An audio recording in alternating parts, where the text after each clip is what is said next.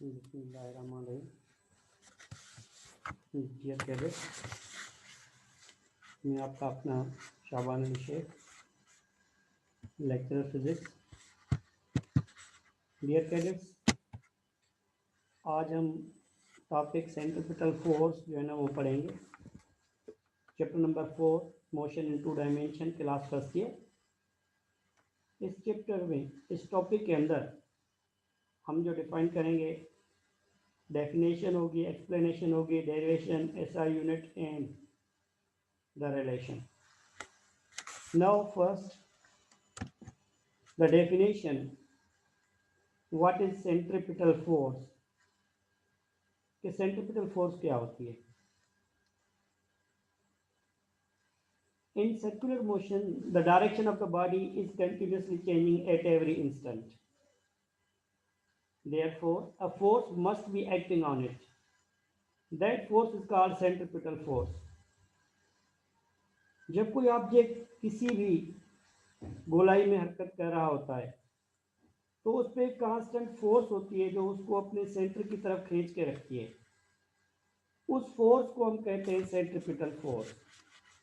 Suppose कर लें ये ऑब्जेक्ट है, कोई भी रिवॉल्व कर रहा है सर्कुलर पाथ में, इसकी वेलोसिटी जो है ना शो की गई है इसकी परपेंडिकुलर डायरेक्शन में। तो इसके ऊपर एक सेंटर से जो फोर्स होती है, जो इसकी सेंटर की तरफ खींचा होता है, उस फोर्स को हम कहते हैं centripetal force. Now this force is called centripetal force since it acts towards the circle of the circular path. ये हमेशा towards the center होती है। जो सेंट्रीपिटल फोर्स की जो डायरेक्शन होती है वो हमेशा सेंटर की तरफ होती है। सेंट्रीपिटल फोर्स को मरकज माइल कुव्वत भी कहा जाता है कि जब कोई ऑब्जेक्ट किसी भी सर्कुलर पाथ में किसी भी वेलोसिटी के साथ मूव हो रहा हो, उसके ऊपर जो फोर्स लग रही होती है, जो सेंटर की तरफ उसको खींच कर रखती है, उसको फोर्स को हम कहते हैं सेंट्रीपिटल फोर्स।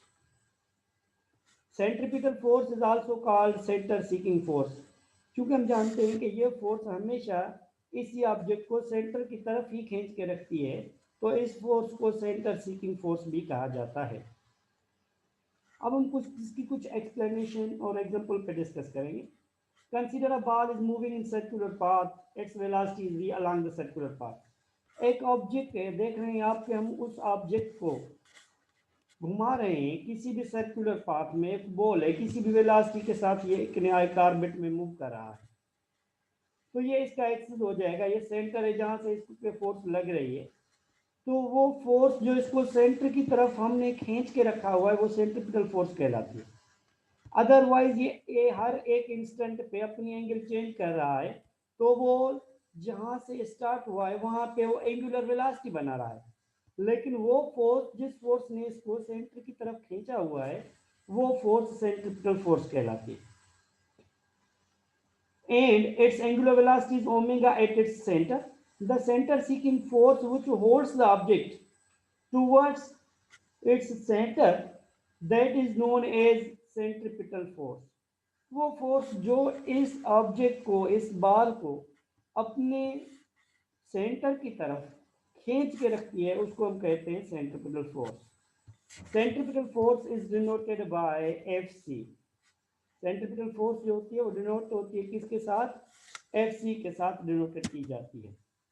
नाउ हम अब इसकी डेरिवेशन बनाएंगे सेंट्रीपिटल फोर्स की, कि सेंट्रीपिटल की फोर्स जो है ना वो कैसे डेरिवेशन बनती है। जिस तरह से हमने न्यूटन ने बताया है कि फोर्स जो है वो F is equal to M A है। डेरिवेशन जो हमने पढ़ा था सेकंड लॉ ऑफ न्यूटन में, तो फोर्स की डेरिवेशन जो न्यूटन ने दी थी वो है F is equal to M a. तो हम इस डेरिवेशन को चेंज करेंगे by using the centripetal force. Now so the derivation of centripetal acceleration FC is equal to M a c. हमने इस फोर्स को नाम दिया फोर्स जो एक लीनियर मोशन में है, उस फोर्स को F is equal to M हम कहते हैं। लेकिन अगर सेंट्रीपिटल कंडीशन आ जाती है हमारी, तो हम इसको रिप्रेजेंट करेंगे FC के साथ।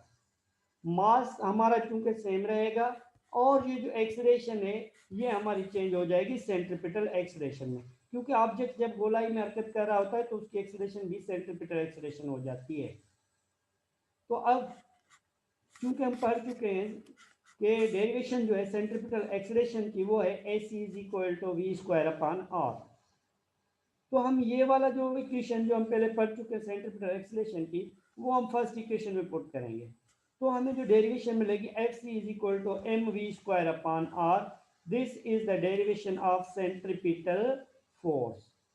ये डेरिवेशन कहलाती है सेंट्रीपिटल फोर्स की, कि FC is equal to M V square upon R. ये सेंट्रीपिटल एक्सीलरेशन की डेरिवेशन कहलाती है। क्योंकि यहाँ पे जब के हम जिस जिक्र कर रहे हैं कि ऑब्जेक्ट जो है गोलाई में रिवॉल्व कर रहा है, तो यहाँ पे v तो लीनियर वेलोसिटी है, तो हम इसी को लीनियर वेलोसिटी को चेंज करेंगे। हमने जो रिलेशन पढ़ा है लीनियर वेलोसिटी और एंगुलर वेलोसिटी का, v is equal to R into omega.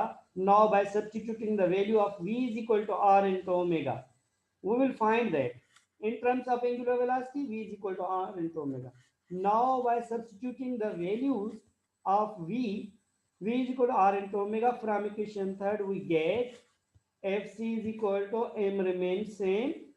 Here v square, it means the value of v r into omega, here whole square of this whole term, so r into omega whole square upon r.